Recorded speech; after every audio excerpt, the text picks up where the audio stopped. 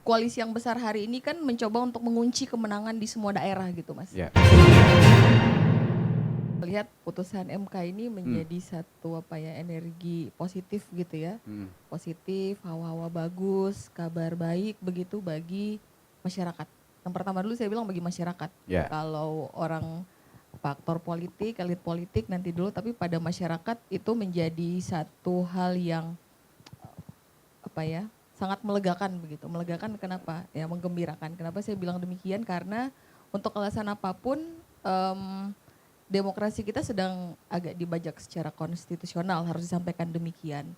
Kalau dulu pernah ada diskusi kita bahwa menyatakan dalam demokrasi itu pengajawantannya melalui pemilihan sebaiknya ada lawannya. Meskipun demokrasi itu membolehkan tidak ada lawannya tuh quote in quote. Tapi bahwa setiap negara punya warga negara yang bisa diajukan secara sesuai aturannya begitu. Kemudian hal lainnya dalam bacaan politik adalah melihat kondisi hari ini kan tidak mungkin sepertinya putusan MK itu kemudian dianulir atau dikesampingkan begitu, dikesampingkan dan lebih enak bahasanya, dikesampingkan karena lagi-lagi tadi hari ini platform digital itu menjadi saksi nyata. Kemudian membangkitkan gairah masyarakat begitu. Jadi ada meme lucu gitu kenapa kemudian beberapa teman pun pakai hitam gitu karena ada masa aksi, berkegiatan dan seterusnya, sehingga hari ini saya memutuskan untuk pakai putih karena khawatir dikira masa aksi yang lagi pergi gitu. Tapi bahwa kita mendukung semua hal-hal itu, bahwa semua bermula dari politik, kemudian dikaitkan dengan hukum, dan hari ini tujuan utamanya adalah yang penting Indonesia ini baik-baik saja gitu. Nah kalau ditarik konteks ke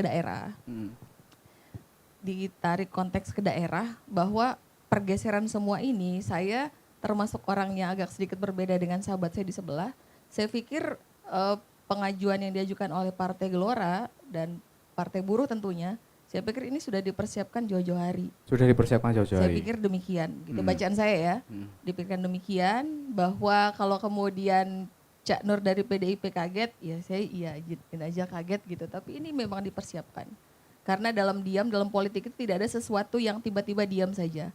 Nah ini kan merupakan rangkaian dari kelelahan kita sebagai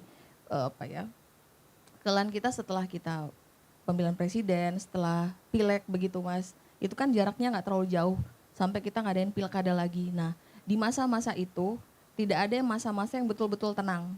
Bahkan setelah nanti pun ketika pilkada di beberapa daerah, apalagi ketika misalnya kalaulah putusan MK itu tidak dinyatakan kemarin, kita punya potensi kurang lebih hampir 50 daerah yang memang melawan kota kosong. 150 kan maksudnya? Iya, di atas 50 kan berarti agak banyak potensi itu. Nah ini kan cukup nanti mengerdilkan demokrasi. Nah bagaimana kemudian ke depannya kita membangun negara ini kalau hari ini cara-cara yang kita lakukan itu tidak konstitusional. Gitu ya, Mas. ya.